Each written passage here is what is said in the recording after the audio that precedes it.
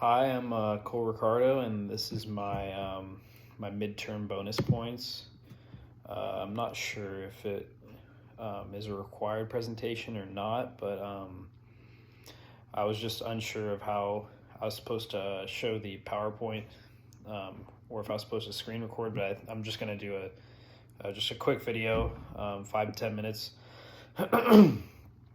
um, so basically, chapters 1, 2, and 3 are just basically the beginnings of like how to invest, like what an investment is, and like the basics of the investment world.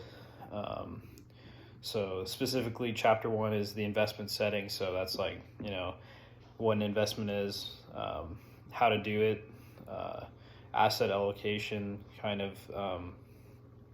Just the simple things about it, the history of investments in the market. Chapter 2 is asset allocation and security selection. So more asset allocation and different securities. And then chapter 3 is getting kind of more in depth about it. It's organization and functioning of securities in the markets.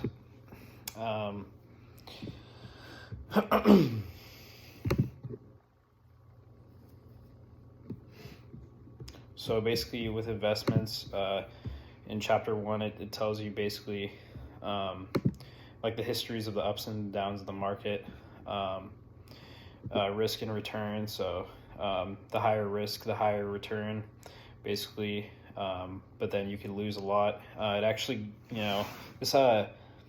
this these first 3 chapters have really helped me with my personal investments as well, because I started investing in, I think, September, or no, I think it was probably August, and I put quite a bit of my savings into guided investments for Merrill Lynch, and it helps me look at like the wheel of how like all my money has been distributed. So I have I'm moderate risk, so I got a little bit in cash still, and then I have quite a bit in mutual funds, some in bonds, and some in other things.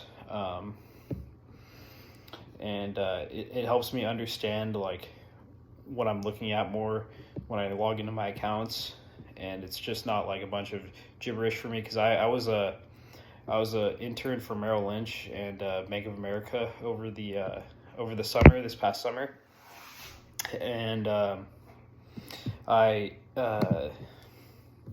didn't learn too much, but it was just good to sit in with like different people in the financial industry to see if like the way that they go about things in like the financial world was good for me. And I saw that a lot of it was very communication based.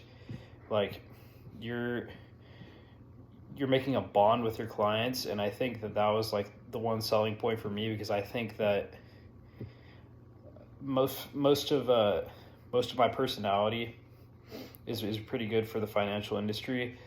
The fact that I'm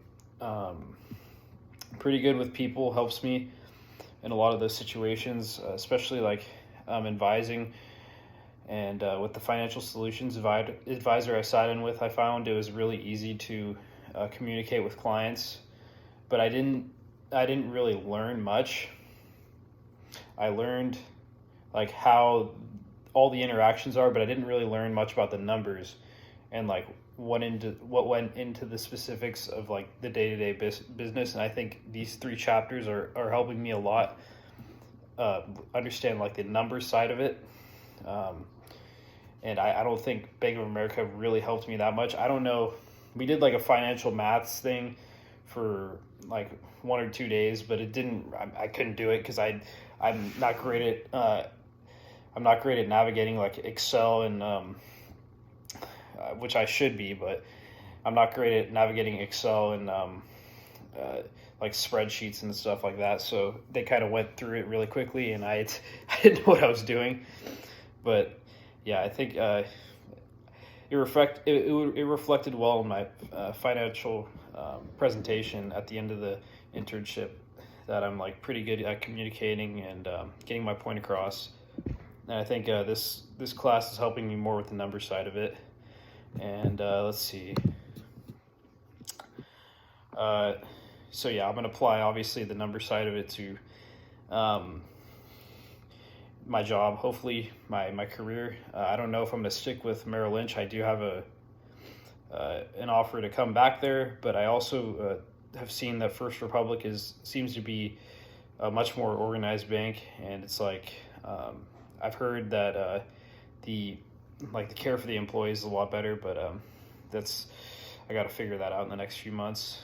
And a problem I encountered with the material would be that I have like a really hard time with the scoring of the material, because you get an average of the three scores you get instead of getting the highest number of the three scores you get. So if I were to get 0 just because I was off on one problem and it reflected on all the other problems and they were all off, then and I get 10 or whatever, or 5, or just full points on the next 2 attempts, it'll only give me up to 66% of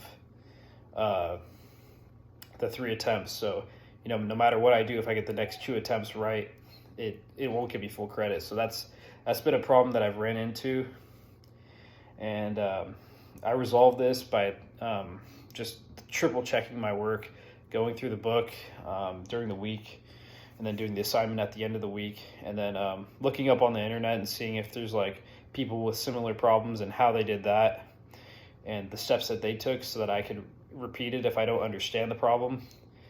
And it's been helping me for the most part. I've been doing a little bit better on the homework. My grade has been creeping up a little bit, but I just need to keep consistent with it. And yeah, the details that I'm using to ensure that I'm going to be successful is just making sure that first attempt on the problem is always right, because if it's not right, then I'm screwed. But yeah, if I screw up on a couple of my attempts on the homework, then it'll bite me in the butt. But I need to be able to get that first attempt right, and I need to be able to study for the assignment at the end of the week, so that I know what I'm doing is correct with the practice problems. When I go into the homework, I'm not going to fail the homework. But yeah, so that's basically it. I think this class is really good for me. It's a really good choice for me, because I'm going to be obviously in a financial career coming up after college, and it's my senior year. So I thought this was a really good choice for me. Thank you.